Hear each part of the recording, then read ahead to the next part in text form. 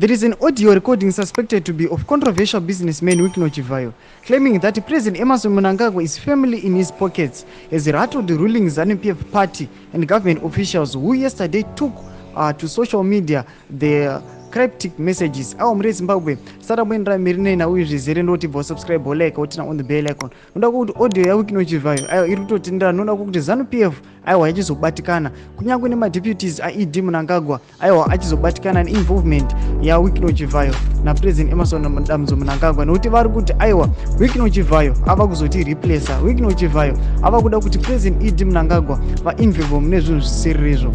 Sezvamunoziva kuti aiwa Wikino Chivhayo was involved in a 40 million tender last year yema-elections yema-ballot papers and ane ma-allies ake vana Mike Chimombe nana Scott Sakupwanya vanova futi aiwa ma-gold mafias zvaita kuti zvi-raise ma-speculations.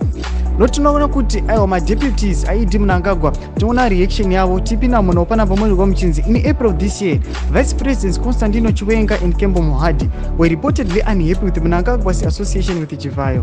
The two vice presidents were reportedly uncomfortable with Mnangagwa's recent public appearance with the ex-convict. Chivhayo was not readily available for comment last night.